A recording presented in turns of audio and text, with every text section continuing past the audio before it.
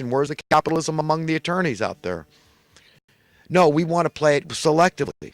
We want to say, oh, well, what they have is unskilled. They were unschooled, and they only deserve, I mean, they deserve minimum wage. Yeah, I don't know how I justify. I'm not going to talk about how, buying power diminished over the years. I'm just going to stand here and say that it's okay that minimum wage is low and that if you raise it, you're going to cause unemployment. I mean, I cannot stand, I cannot tolerate people, especially ones that seem oblivious to what they're saying. I mean, the nonsensical nature of what they're espousing is just beyond the pale. How can anybody justify the subjugation, the marginalization of the working class man in America? You're un-American, you're anti-un-Christian, you're ungodly, you're anti-capitalistic, you're evil, you're horrible, and you're doomed and destined to be thrown in the fiery furnace of hell and burned for all eternity. All you elitists, small and large, man, you're all going to the same place, and I'm here at the Watchtower warning you because I don't want your blood on my hands and head. So I'm telling you, just stop being evil.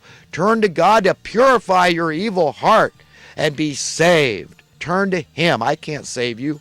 I can't even save my own freaking life, much less anybody else's. I'm sorry if I come across full of consternation and all this crap. I don't like it. You think I like being filled with frustration, anguish, and consternation? I don't like it. I don't like it. I do have compunction. I do have guilt about not doing enough. And so I've got to, you understand, this impassioned plea I'm making to everybody. Let's get off the and do something concrete. And just for the minimum we could do is gain knowledge, be empowered, take the bull by the horns then, and present these truths to others in a way that is probably more concise and coherent and logical and palatable than the way I am. Because there's a whole hell of a lot smarter people and people that have a whole hell of a lot more tact in how they're able to reach people. So we're all in this together, and then whatever we can do. Remember, we make it better. If we make one person's life better, we're going to get our reward. Like it's written as a metaphor. Whoever gives one of the least of these that love me a drink of cold water, okay, will not lose his reward. So what is it? When you give somebody some chance of hope, say, wow, there is hope in the truth, the whole truth, and nothing but the truth. It is like a cool drink of water, metaphorically speaking, that there's hope that humanity does have a very powerful friend in the Lord.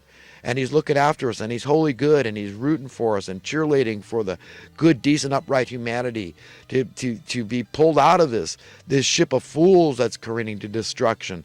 And that we don't have to go. At least we can zealously want God's will to be done. And the most people be saved, and we'll get our reward. Certainly you'll get your reward today.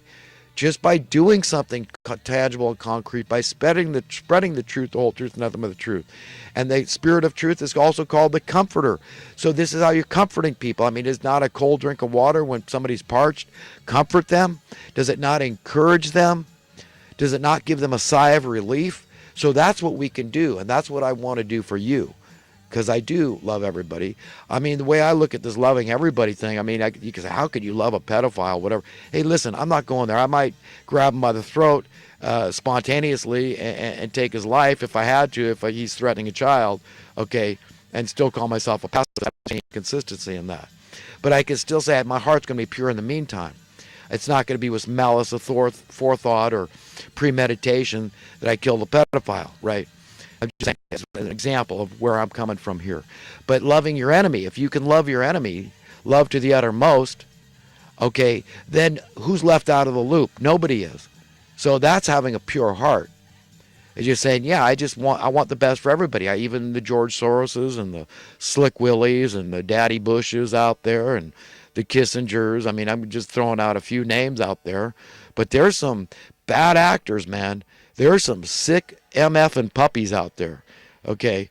And talk about parvo. I mean, these people have some freaking thing that is just, it's like a big fat brainworm because they really think they're going to prevail against the Most High God. That's what they're up against. When they're up against decent humanity, which is the vast majority of people on all sides of this thing.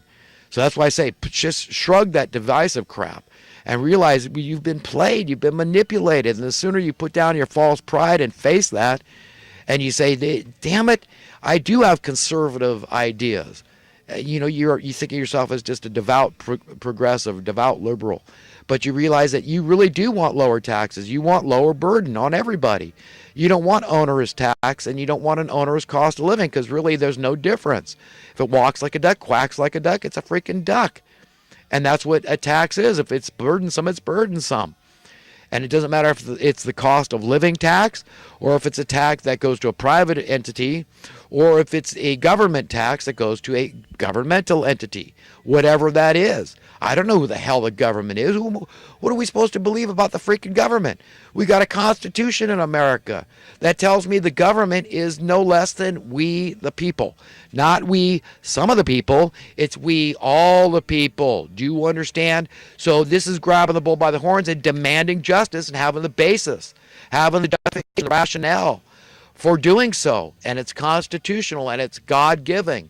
Given nothing but the gifts that are given from our forefathers and the Constitution, superseded, except the literal, out of the literal mouth of God. Okay, that's it, and that comes to all of us.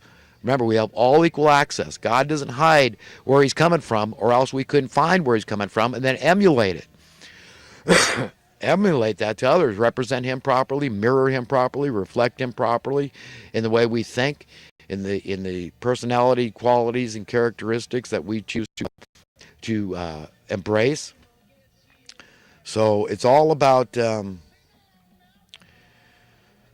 gravitating toward the truth, the whole truth, and nothing but the truth. And it's one day at a time. I mean, it's traumatic for a lot of people when they discover that they've been wrong. I mean, it's tough that I've had the wrong belief about this controversial issue all this time. I thought I was so right, but now I think I was wrong, maybe. So, and the same thing with so many conservatives. If you're a good conservative and you just hate socialists because you say, I know where they're coming from, they want to tax and spend. So, yeah, I'm going to find an attorney any way at all to avoid my taxes. You betcha. You betcha. I'm not playing that Robin Hood game. You let them go work for themselves. I worked hard to have what I have, so I'll cheat and I'll find an attorney. I'll find a loophole. I'll find a way to evade and avoid my taxes. But then you say, but I understand if you're honest about capitalism, intellectually honest, you'll say, I get it. I get what has done this to these people. What's made them think that's an answer. They can look all at the evidence, observe the evidence all around the world. It's never worked. That system's never worked. That those that can comfortably afford to pay the bills, they always find a way out. So they never pay the bills. So who do they fall on? They fall on the low-hanging fruit. And that's, take things like a gas tax, it's a tax on the poor. A tobacco tax, a tax on the poor. Parking meters, a tax on the poor. They also tax the Social Security tax, a tax on the poor. Right? They don't say, well, let's just have a Tobin tax, and the resources belong to we the people, the government. Let's just do it like that. That seems a lot more fair and reasonable to me. How about you? The conservatives, if they're being intellectually honest, they would say, yeah.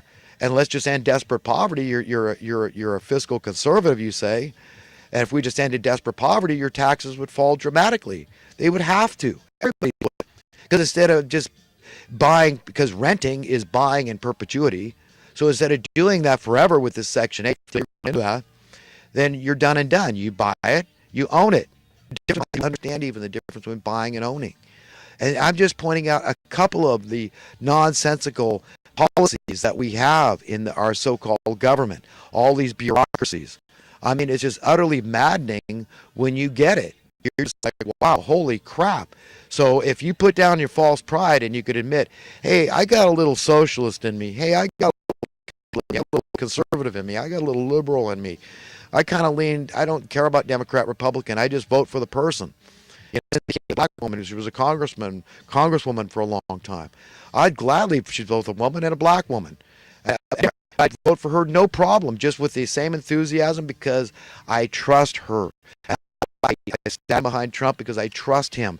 He's still trying to turn the ship around as long as we're increasing the debt, and he knows damn well that's true.